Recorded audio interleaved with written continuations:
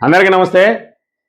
ఈరోజు మే 16 మాజీ ఎమ్మెల్యే మాజీ జిల్లా పరిషత్ చైర్మన్ పుట్టా మధుకర్ జన్మదిన వేడుకలు జరుపుకుంటున్న రోజు ఈరోజు మే 16।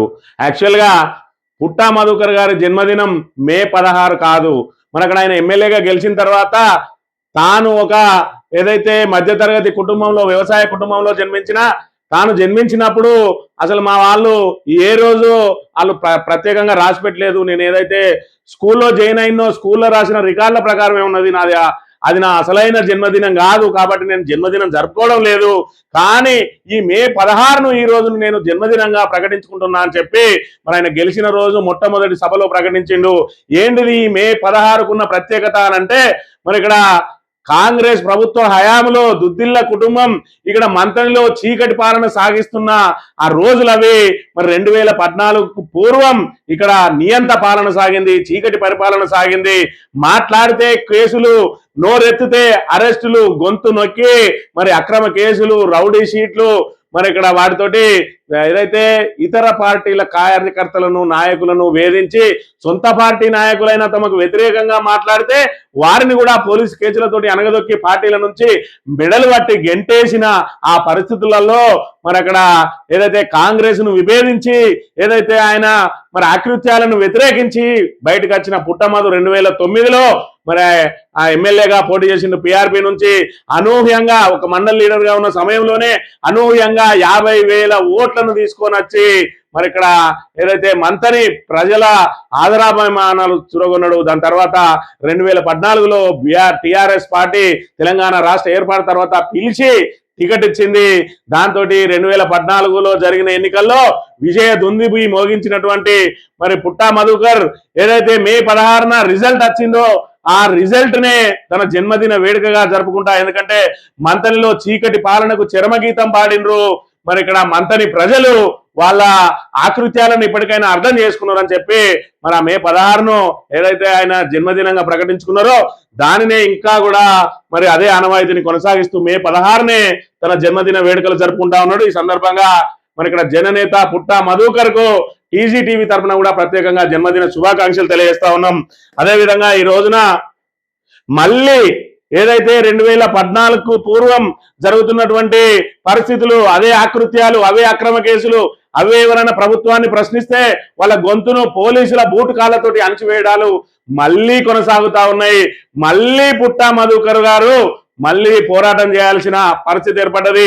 మరి అప్పటికి ఇప్పటికీ ఏం మారింది అని అంటే ఇలా ఏదైతే సీమాంధ్ర నాయకుల కబంధ హస్తాల నుంచి తెలంగాణ మరి విముక్తి అయింది, కానీ మంతని కబంధ హస్తాల నుంచి మాత్రం దుద్దిల్ల కుటుంబం మంతని మాత్రం ఏదైతే దుద్దిల్ల కుటుంబం కబంధ హస్తాల నుంచి బయటపడలేదు। ఏదైతే 4.5 సంవత్సరాల తర్వాత మళ్ళీ వాళ్ళు మొసలి కన్నీరు గార్చడంతో ప్రజలు గతంలో జరిగినటువంటి చీకటి పాలనను, అణచివేతలను, అక్రమ కేసులన్నింటినీ కూడా మర్చిపోయి అయ్యో పాపం అన్నారు।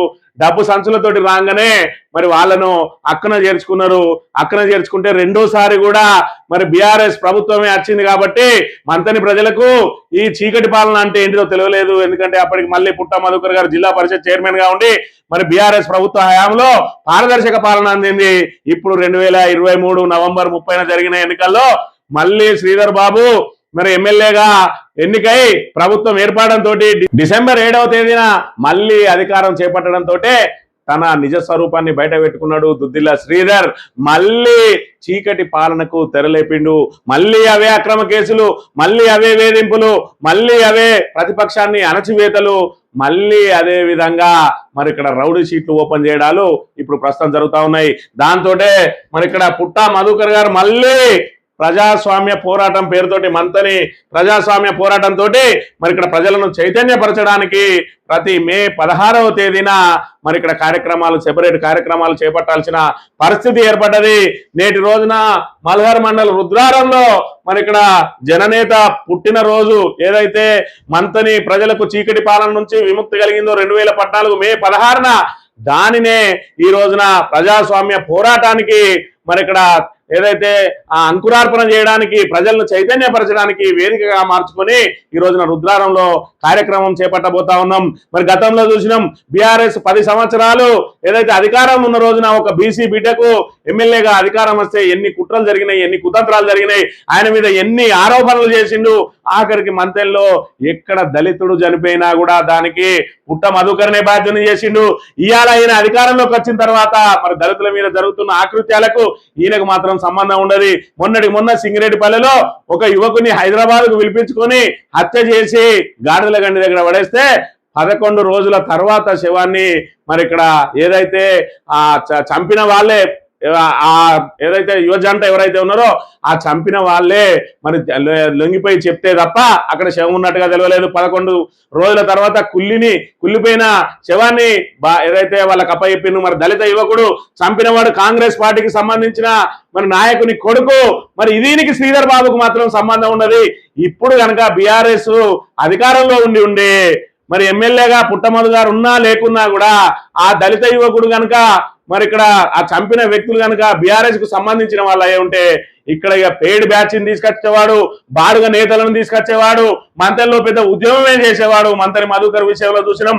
మంత్రి మధుకర్ విషయంలో మరి ఇక్కడ ఆయన ఆత్మహత్యను దాన్ని ఒక హత్యగా చిత్రీకరించి మార్పింగ్ ఫోటోలతోటి మర్మాంగాలను మాయం చేసి దాని మీద బాడుగ నేతలను తీసుకొచ్చి పెద్ద ఎత్తున ఉద్యమాన్ని కృత్రిమ ఉద్యమాన్ని సృష్టించి ఇవాళ ఒక బీసీ నేతను బీసీలతోటి బడుగు బలహీన వర్గాలతోటి మరి ఆయన మీద దుష్ప్రచారం చేసి దాన్ని రాజకీయంగా వాడుకొని ఇవాళ కూడా మంత్రి మధుకర్ కుటుంబానికి మరి న్యాయం చేసిందా అంటే వాళ్ళ కుటుంబ సభ్యులు తిరగబడడంతో వాళ్ళిద్దరు అన్నదమ్ములకు మంత్రి మధుకర్ సంబంధించిన ఇద్దరు ఆ అన్న తమ్ములకు తీసుకుపోయి జేఎన్టీలో మరి అవుట్ సోర్సింగ్ నౌకరు పెట్టించినట. ఇక మీరు దయచేసి నన్ను ఏమనుకోండి, అది ఆయన ఆత్మహత్యనే కానీ నేను మిమ్మల్ని రాజకీయంగా వాడుకున్నా కాబట్టి నేను ఇక ఇంతకంటే ఎక్కువ చేయలేను అని చెప్పి వాళ్ళని తీసుకుపోయి అవుట్ సోర్సింగ్ నౌకర్లో పెట్టిండు. ఇది అయ్యగారి పరిస్థితి. ఖచ్చితంగా మంత్రిని ప్రజలు గమనించాలి. 2014 పూర్వం ఏ విధంగా ఉండే, 2014 నుంచి 2023 డిసెంబర్ దాకా ఏ విధంగా పరిపాలన ఉండే, ఇప్పుడు ఏ విధంగా పరిపాలన సాగుతా ఉన్నది. పోలీసులు ఎందుకు ఈ రకంగా మరి రజాకారులను మరిపిస్తూ ఇవాళ ప్రజాస్వామ్యాన్ని పక్కన పెట్టి కాంగ్రెస్ పార్టీకి ఊడిగం ఎందుకు చేస్తారో ఒకసారి అర్థం చేసుకోవాలి. ఇవాళ మంత్రి నియోజకవర్గానికి మరి ఇక్కడ దుద్దిల శ్రీధర్ మంత్రిగా అయిన తర్వాత ఏం చేసిందో చెప్పాలి. చిన్న కాళేశ్వరాన్ని 1 సంవత్సరంలో పూర్తి చేస్తానడు. 2008లో ప్రారంభించిండు. 2014 వరకు కూడా కనీస అనుమతులు కూడా తీసుకురాలని దద్దమ్మ దుద్దిల శ్రీధర్ 2014 వరకు మరి 14 తర్వాత మరి అన్ని అనుమతులను తీసుకొచ్చారు చిన్న కాళేశ్వరానికి బీఆర్ఎస్. మరి ఇక్కడ ఏదైతే రాష్ట్ర నీటి అవసరాల ప్రాధాన్యత క్రమంలో భాగంగా పెద్ద కాళేశ్వరాన్ని 3 సంవత్సరాల్లోనే పూర్తి చేసి మరి ఇక్కడ మొత్తం రాష్ట్ర వ్యాప్తంగా నీటిని అందించిండ్రు. ఆ తర్వాత క్రమంలో చిన్న కాళేశ్వరం పూర్తయ్యేది. మరి ఇలా మేము అధికారంలోకి రాగానే ఏడాదిలోనే పూర్తి చేస్తా అన్నాడు. అధికారం చేపట్టిన తర్వాత నెల రోజుల తర్వాత కాటారానికి వచ్చిన దాకా నెల పూర్తయింది. 11 నెలల లోపు పూర్తి చేస్తానడు. 2.5 సంవత్సరాలు అయింది.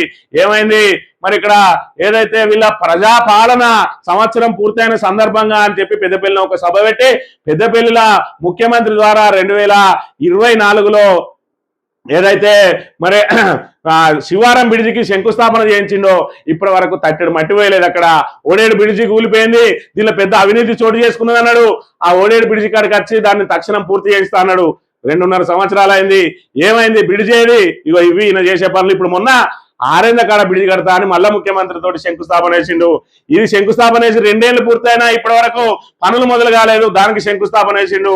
మంత్రి ప్రజలను ఈ రకంగా ఏదంటే వాళ్ళ కులాన్ని అడ్డం పెట్టుకొని వాళ్ళకున్న కుల గౌరవాన్ని ఇలా ఓటుగా మార్చుకుంటూ అందరినీ బానిసలుగా చేసుకుంటున్న విషయాన్ని ప్రజలు గమనించాలి.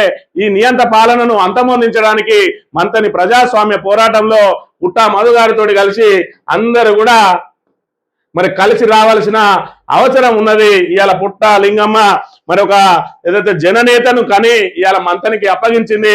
ఆయన ప్రజల కోసమే జీవిస్తా ఉన్నాడు. తన జీవితాన్ని ప్రజలకు అంకితం చేసిండు. ఆయనకు మద్దతుగా నిలబడి మనం ప్రజాస్వామ్యంగా బతకడానికి ఈ బానిస సంఖ్యలు దింపుకోవాల్సిన అవసరం ఎంతైనా ఉందని చెప్పి మీ అందరికీ విజ్ఞప్తి చేస్తా ఉన్నాం.